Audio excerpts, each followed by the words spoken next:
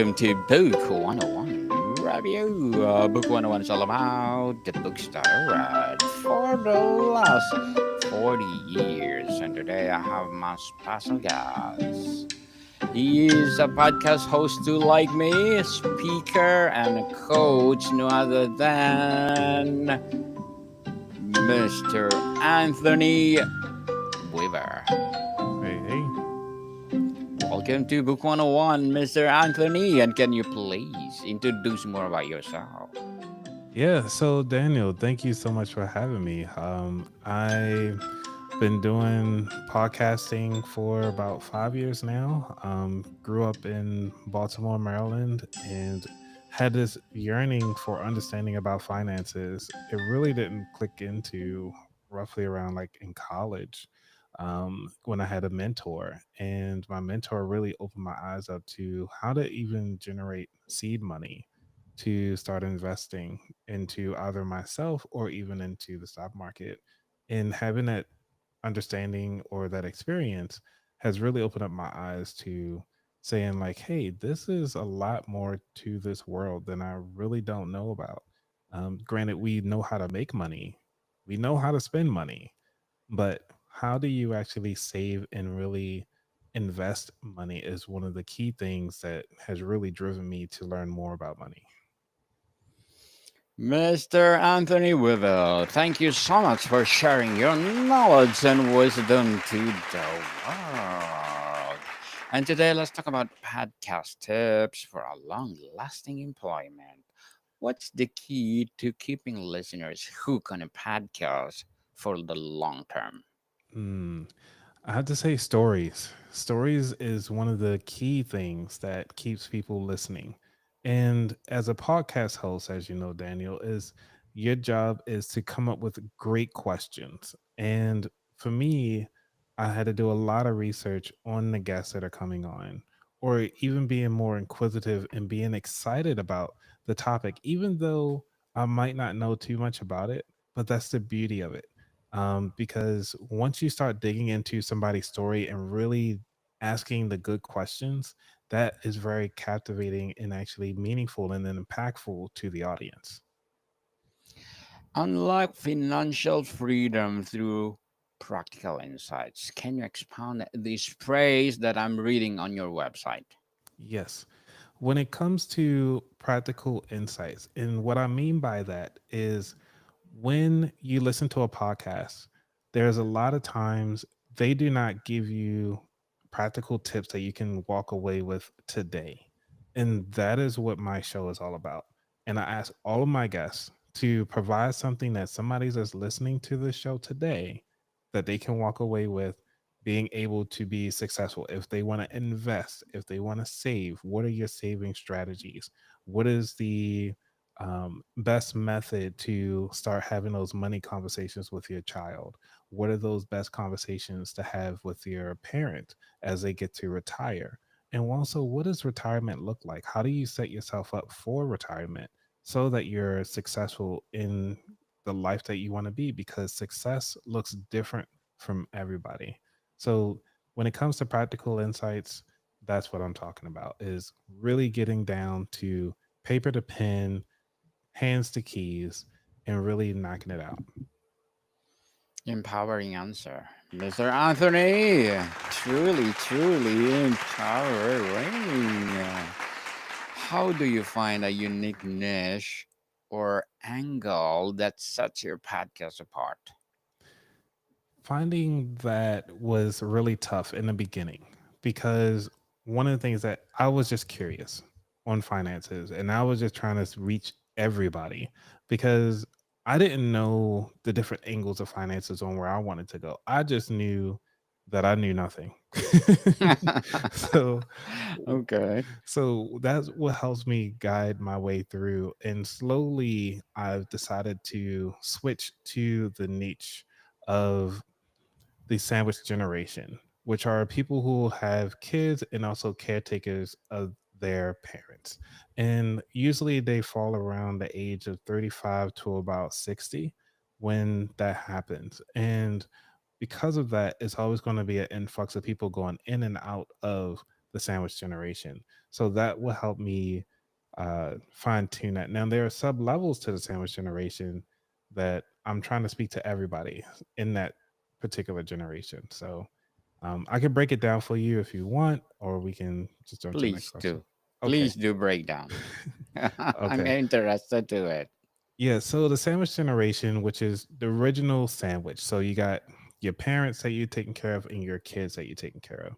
Now there's something called the open face sandwich, which means that you don't have kids, but you're taking care of your parents, or you don't, or your parents are no longer alive, but you're still taking care of your adult children.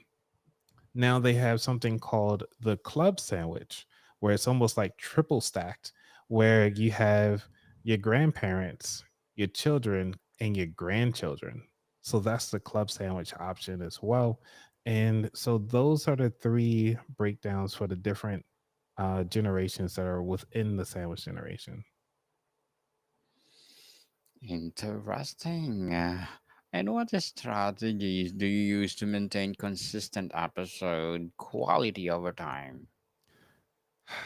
It's a lot of asking people to come on the show to share their story and reaching out on social media from Instagram, LinkedIn, Facebook, or even going to podcast conferences or any type of financial conferences that I either speak at or actually meet people on the street. And I will just invite them on the show to kind of talk their talk so that they can actually share their story, because a lot of people don't know that they're not alone in their journey.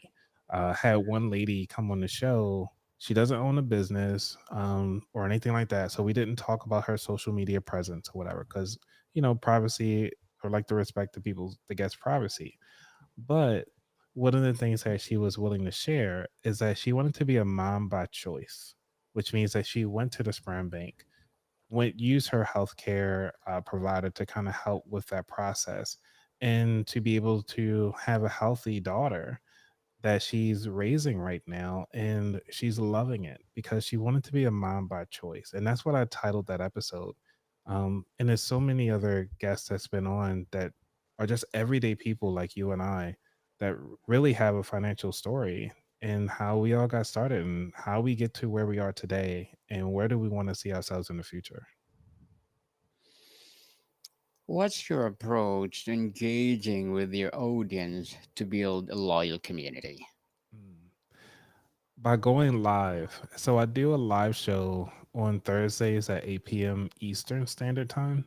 And that helps me to kind of get a feel of what my audience is thinking about for that week. And how can I further address their needs along with dealing with the politics and the policies that are changing on a day to day basis.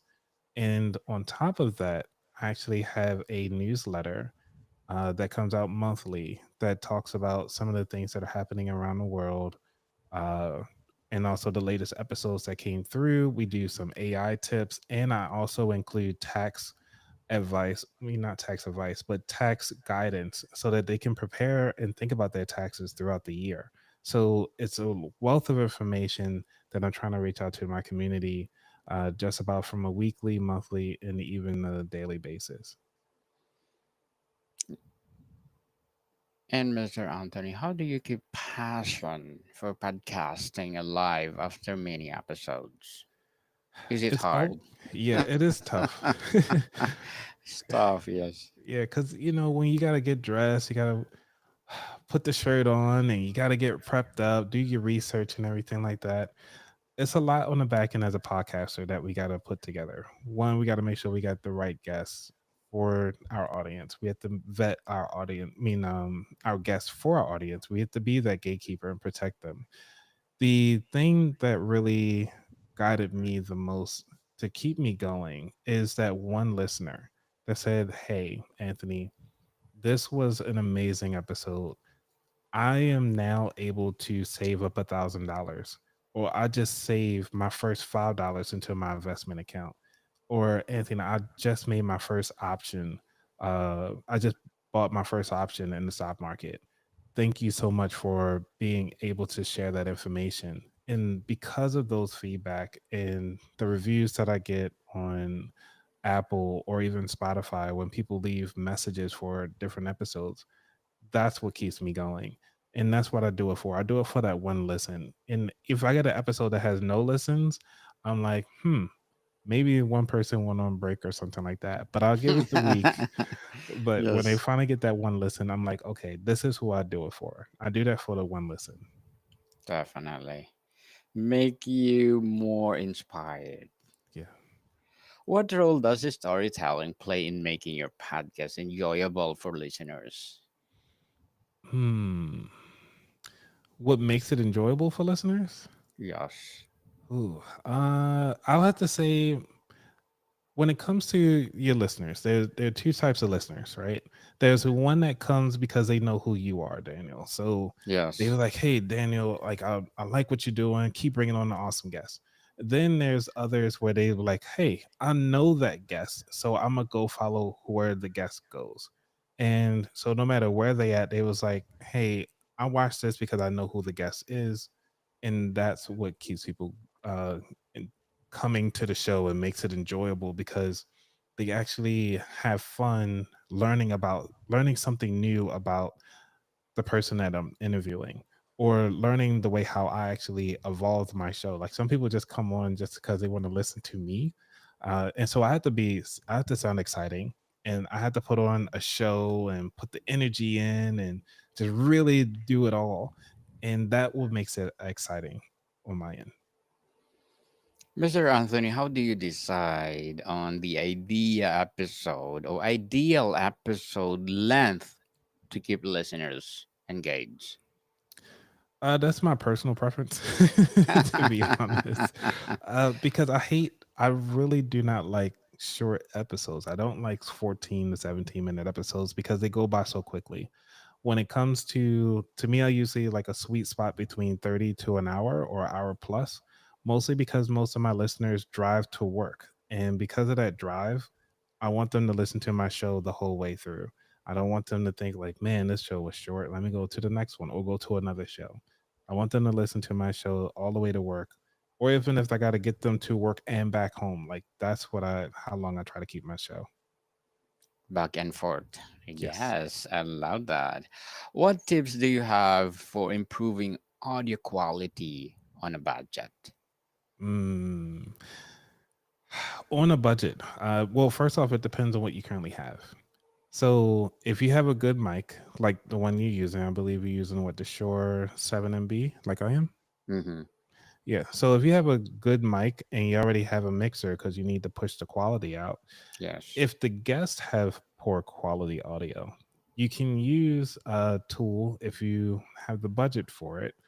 You can try to upload that file into Riverside.fm, and it'll allow you to clean up that audio for free. Now, the other option is you can use Adobe Express. So the Adobe Express has a podcast editor in there where you can actually change the audio. It's just a one click, and it would make everybody sound amazing. So those were to be the two tools that I would recommend for people to check out if they want to do it for free. For free, people, and thank you for that tips. For sure, I will do that too. And how do you handle feedback or criticism to improve the podcast experience? When it comes to criticism, it depends on who's saying it. Because if my audience is saying like, "Hey, this quality is horrible," I would actually go back and edit that episode to and then relaunch that episode. One of the episodes, for example, is that I just went on and did I took an older video from 2023 and I recently added it to my RSS feed, but I jacked up the volume and made it sound very distorted. It was very loud, and I don't me personally, I was like, okay, this is not a good look for my show to be all distorted. So, question is, do I go back and change it or just let it be? At this point, I'm gonna let it be, let it ride because they can look at I would just say like it was a fluke and let it go. But regarding far as like saying, I haven't had any bad feedback from anybody saying like, "Oh, your show sucks" or anything like that. If anything, they'll either talk about the quality of the audio, or they'll say like the length of time is too long or is it too short. That's the only thing that I would get. What was the most effective way to market a podcast for a long-term growth? Marketing has been interesting. So for long-term growth is that you have to you have to get in front of people. What I mean by that is by going to conferences, you have to go to meetups, local meetups. You have to really learn that industry. So there's like multiple companies such as Riverside will sponsor a local meetup, or you can go to Podmatch has a, I believe they do sponsor some local meetups, or even Podbean, or some of these hosting platforms like Blueberry. They actually do have a lot of local meetups, so check those out. And sometimes you might be surprised if you go to eventbrite.com and just search podcast meetups, and you'll be surprised a good way to kind of meet those people. Now, that's only reaching out to other podcasters, which means that it's great to be on other podcasters' shows for cross pollination.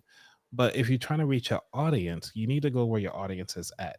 So if you're in the adult industry, you as a podcaster, you want to go to the adult industry events. If you're into, if you have a kids podcast, you want to go to kid events. So keep that in mind. And for me, as a financial podcast, I go to financial events to kind of help market my show that way. But when it comes to online, it's definitely through word of mouth, and I'm heavily searched for on Spotify, Instagram, and also YouTube. So that's where I do most of my marketing that way, and it's for free. So I try to do as free as possible. Mhm. Is it effective, Mr. Anthony?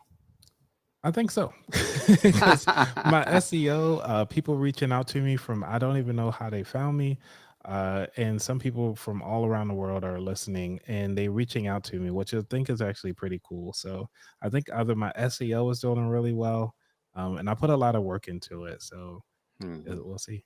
Yes. So, how do you maintain a consistent release schedule without burning out? That is considered limiting my availability. So when it comes to my day-to-day life, I have to limit when I'm available for people to interview. Then I actually have days where I'm editing, and then there are days I'm actually putting everything together. So editing, I include the blog post, the social media links, the quotes from the show, the transcripts, making sure I get at least 6 to 7 clips to be uploaded or scheduled out on social media throughout the week, and also the artwork for the YouTube and the artwork for the actual thumbnail for the podcast episode. So having all of that done, I try to do that on the weekends, so Saturdays and Sundays. And if I don't have an episode or I pre did the work throughout the week, it's amazing. So that's what I try to do is limit my availability for people for recordings, and then I limit my availability for editing. So I just have to have each day for something different. Mr. Anthony, as a podcast host, a speaker, as well as a coach, what are your short term and long term goals? As a coach, I do plan to drop that from a short term perspective. As a speaker, I do plan to speak at more events. So I am speaking at 2 events this year so far. Last year I did 5. This year I just wanted to slow down because it's costly to go to these conferences, man. I mean, even though Yes. you might be a speaker, but they're not paying for your hotel, they're not paying for your flight or even your transportation. It gets expensive. So that's the reason why I'm slowing down this year. And being a speaker, I do want to ultimately have this be my full-time job, to be a speaker, as well as a podcaster, to kind of have the money mix and mingle. But I do have some things working on the back end that might change my trajectory. I'm not sure. So I'm excited on where life takes me at this point. Good luck to your goals, Mr. Anthony. And while looking forward for more success, what would be your piece of advice for those people out there want to be a podcaster like us as well as a speaker? I would say live life. Really make sure you take time to live life before you try to sit down and talk about life or talk about something that you can talk to at length. Because if you get bored with a topic, it will become boring and it will feel like work. Had several podcasters that I've met had started their podcast, but they are no longer a podcast and they just kind of focus on other ventures that they were into. But it was just too much for them. And one of the things is that really comes down to money. When you're talking about editing, you're talking about hosting, you're talking about marketing, this stuff costs. And so to keep this exciting, you have to figure out how can you do this as cheaply and affordable as possible. So do this by hand as much as you can. Try to find to utilize some AI tools that will help you out in areas that you don't want to do, and that would actually help streamline a lot of your processes. So that's the number one thing, is try to find a way to streamline your process. Do the hard work first before you try to make it easy. So I always say work harder then smarter. Work harder and smarter. Yes, indeed. And thank you for that advice, Mr. Anthony. And can you please recommend a book or books that influence you, Johnny? Yes. So the book that got this whole thing started is called The Color of Law by Richard Rothstein. Really great book. So if you into history or history buff or really trying to get into um, just learning about American culture and history, this is one of the books that kind of help lay out the understanding and what the rules and policies that the government had to play into real estate, and the reason why certain demographics have a house, can afford a house, or even why your neighborhood is the way it is because of the laws that were set in place here in the US. Thank you for that recommended book, Mr. Anthony. And what role does authenticity play in creating a podcast that resonates over time? Ooh, that is a really good question, because being being authentically you is the Yes. best thing that you could ever do. Daniel, if you try to act like me on my show, it won't work. You know, you have to No. constantly try to fake it every time. But being you is in the most natural way possible. And it's going back to finding a system that is the most minimum viable product that you can produce day in and day out, that you don't have to worry about changing up too much, or you not putting in too much information or too extra energy into your product that you get burnt out very quickly.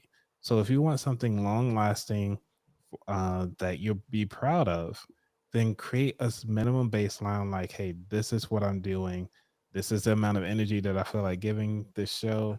And it doesn't have to be the best. Done is better than perfection. So keep that in mind. How do you incorporate listener input like questions or suggestions into your episodes? Hmm. Now, one of the things that came to mind when it comes to customers or listener suggestions or even questions, it really depends on who asks the topic. So I will ask my listeners and say, like, hey, is there a money discussion or topic that interests you? And if so, what would be that topic and what is your number one question? And that's part of being part of the newsletter, is that you have that flexibility. And even on my website, so if you scroll down on my website, there's a button that says ask me a question, or you can just click the button right there. And at the very bottom of the page, it will just say you can actually leave me a voice note, and with that voice note I will be able to play that live. And so that you can actually do that. and it would Nice. actually have a yeah. So if you click the yellow button that says ask, yep, and it should jump straight down Ask to me questions. yep. So Yes. Start recording. mhm. Yes. So you can Awesome. leave a voicemail message, or anybody if you have a question, you can always go there and ask me a question. And what I would do is make sure that your answer, mean that your question get answered, so that the guest will even know that they have it. And I will play the audio as well. So don't feel bad. If you want to be anonymous, you don't have to say your name. It's okay. For sure. And what's the biggest mistake new podcasters make that hurts long term employment?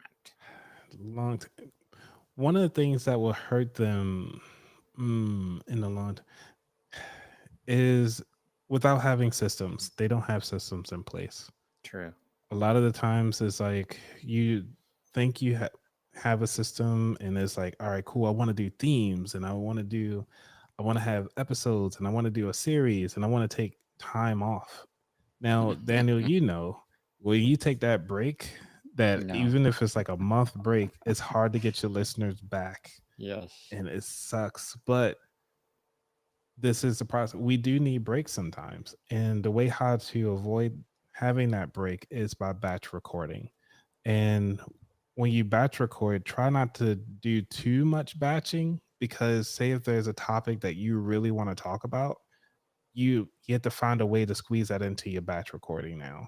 Or if you want to go to a different spin for your show, you got all this backlog stuff from you batching that you got to release, or you don't release it, especially if it's a solo episode. But if you got guests that you have on your show that you were focusing on one area, now you want to switch it everything over to the next one. Now you're detrimenting your audience at that point. So, and also your personal feelings. But remember, this is not about you, it's about your audience. And that's one of the things we have to remember is that our audience at the end of the day is our breadwinners. And this is who we do it for, not for ourselves. Yes. And how do you adapt your content to stay relevant as a trends or interests evolve?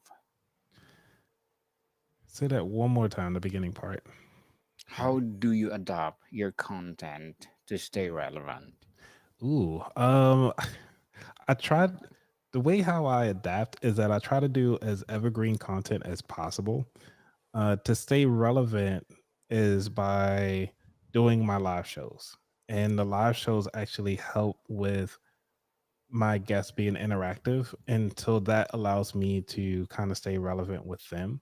But my content is mostly evergreen, so whether or not you listening to this in 2027, 2026, you can still learn about the gift tax, or you can still learn about um I don't know, like how to buy a house in whatever state. Yes. And you can learn how to save, you can learn how to budget.